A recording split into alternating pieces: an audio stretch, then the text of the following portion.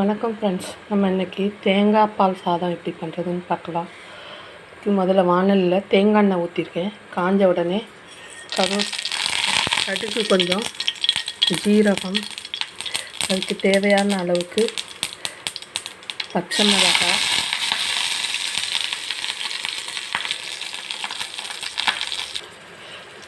கருவேப்பிலை,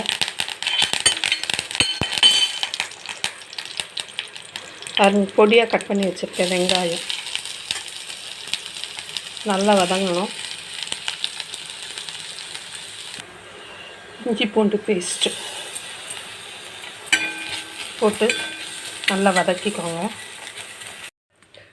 தேங்காய் பால் சாதத்துக்கு குக்கரில் ஊற வச்ச ரைஸை போட்டேன். நீங்கள் எந்த அரிசி எடுக்கிறீங்களோ அதுக்கு தகுந்த அளவுக்கு தண்ணி எடுத்துக்கோங்க. 2 பங்கு தேங்காய் பால் இருக்கணும், 1 பங்கு தண்ணி ஊற்றிக்கோங்க. எல்லாம் 3 பங்கும் தேங்காய் பாலே எடுப்பீங்கனாலும் எடுத்துக்கோங்க. நான் 2 பங்கு தண்ணி 2 பங்கு தேங்காய் பால் எடுத்திருக்கேன், 1 பங்கு தண்ணி வச்சுருக்கேன். அதை ஊற்றிட்டேன். ஏற்கனவே வதக்கணும்ல, இஞ்சி பூண்டு பேஸ்ட்டு, வெங்காயம், பச்சை மிளகாய், அதையும் அதோடு போட்டாச்சு. தேவையான அளவுக்கு உப்பு போட்டுக்கோங்க. உப்பு போட்டாச்சு. கொஞ்சம் கொத்தமல்லி தழை தூவிக்கோங்க. கொதிக்கட்டும். நல்லா கொதிச்சுட்டு குக்கரை மூடி ஒரு 4 விசில் வச்சு எடுத்துடலாம். 3 விசில் வச்சு எடுத்துடலாம்.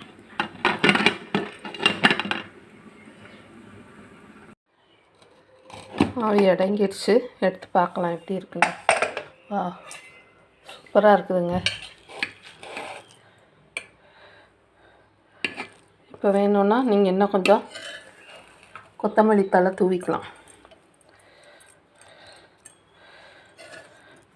அவ்வளோதாங்க, தேங்காய் பால் சாதம் ரெடி. குருமா குழம்புக்கு இஞ்சி பூண்டு லேசாக ஒரு சுற்றியிருக்கேன். அப்புறம் பச்சை மிளகாய், தேவையான அளவுக்கு தேங்காய், கூட முந்திரி, பாதாம் போடுறேன். ஸ்பைசஸ் நீங்கள் என்னெல்லாம் விரும்புகிறீங்களோ அதெல்லாம் இது கூட போட்டுக்கோங்க. நான் போடலை. பெருஞ்சீரகம் போட்டுக்கலாம் இது கூட, நான் போடலை.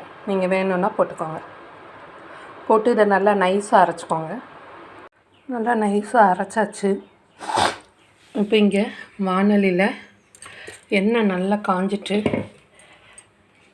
இப்போ கொஞ்சம் கடுகு,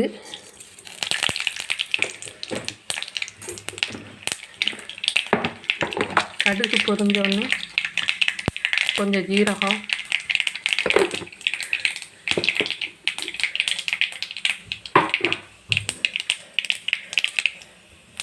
கருவேப்பிலை, பொடியாக கட் பண்ணி வச்சுருக்க வெங்காயம் போட்டு நல்லா வதக்கிக்கோங்க. ஸ்பைசஸ் பிடிக்கிறவங்க இந்த இடத்துல பெருஞ்சீரகம், அப்புறம் பட்டை, கிராம்பு அதெல்லாம் போட்டு வறுத்துக்கோங்க. நாங்கள் போடல. வெங்காயம் போடுறதுக்கு முன்னாடி அதை போட்டு வதக்கிட்டு அதுக்கப்புறம் பிரிஞ்செல்லாம் எல்லாம் போட்டு வதக்குனதுக்கப்புறம் வெங்காயம் போடுங்க. வெங்காயம் ஓரளவுக்கு வதங்கினதுக்கு தக்காளி போடுங்க.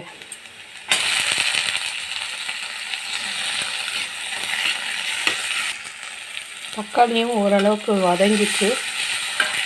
இப்போ வேக வச்சு தோல் எடுத்துட்டு நல்லா மசிச்சு வச்சுருக்கேன். இந்த உருளைக்கிழங்கையும் இதோட போட்டுடலாம்.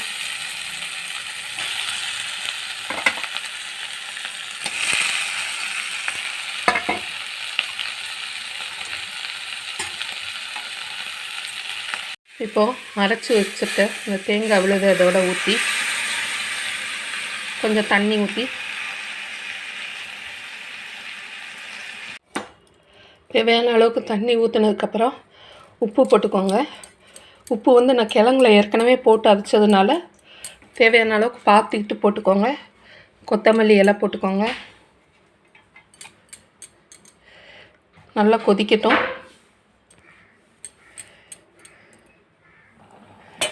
கொதிச்சிருச்சு. இப்போ இன்னும் கொஞ்சம் கொத்தமல்லி இலையை கொஞ்சம் தூவிட்டு இறக்கிடுங்க. அவ்வளோதான், குருமா குழம்பு ரெடி. தேங்காய் பால் சாதமும் குருமா குழம்பும் ரெடி.